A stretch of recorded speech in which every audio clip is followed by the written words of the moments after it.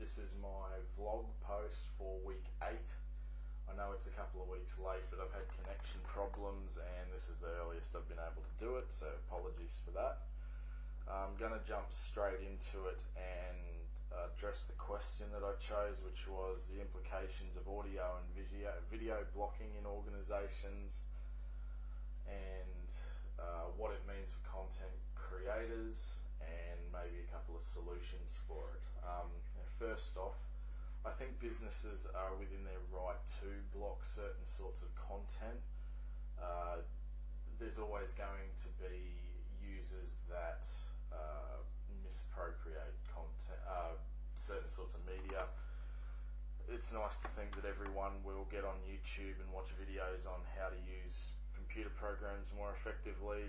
Sadly, some of us are just going to want to watch cat videos.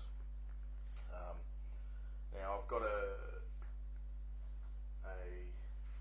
list here of blacklisted programs and apps from May this year that was done by a company. It was a survey done by a company in Australia. I'll post it in the blog down below, and these were the top programs and apps that were blacklisted by companies: Angry Birds, Dropbox, Facebook, YouTube, Google Play and Skype. There's a fair bit of multimedia in there, as we can see. However, what was the main whitelisted program? Do we know? Yes, Skype, audio program. So I think that to me proves that organisations aren't really against audio and video streaming per se. They just it's more of a content thing. They have to be mindful of that lowest common denominator, like I say. Basically what the implication is their effectiveness is stymied for me. If they're not using streaming media, there's a very good chance, given its popularity today, that they're not going to be on the cutting edge. And I think this could it affects their standing in the marketplace. Someone else is going to be into streaming media, they're going to be utilising it themselves, and people are going to get left behind. So basically, in order to keep up, we need to at least find a workaround, which leads me into solutions. It should also be stated that at the same time as their effectiveness is stymied, I don't think anyone's business model hinges on whether or not YouTube's on their blacklist. I don't think it's quite at that level yet. So anyway, solutions. 2 solutions I came up with. Translation is what I'm terming it. Basically, we're looking at using older technology. Maybe I've got a list here. I mean, there's a couple of options there, going right down to VHS and Betamax. They're the way of the future. And you can translate audio into text, you can translate video into text,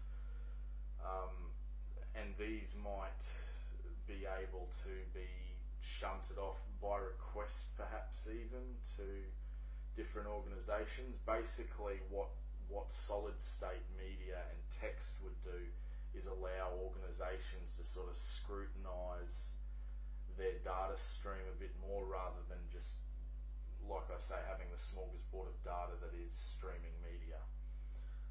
It's putting a bit of control back in the organisation's hand.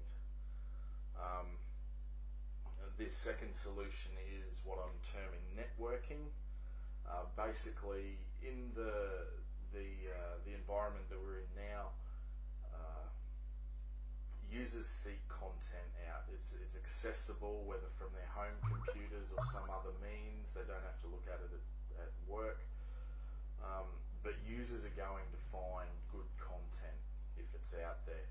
If the good content happens to be in a format that's blocked by their organisation that they work for, users are can let their management know. Management can then decide whether or not to provide access on a case-by-case basis. They might even get in touch with the creator, maybe get an agreement from the creator not to use any offensive language or anything like that. I think that the networking, the connection between consumers, creators and organisations is strong enough and prolific enough now that workarounds can be found through those networks. I don't think that creators have to do very much on that score. It's not up to them to go chasing after organisations and letting them know that they've got a really good vlog or a really good podcast. That the organisation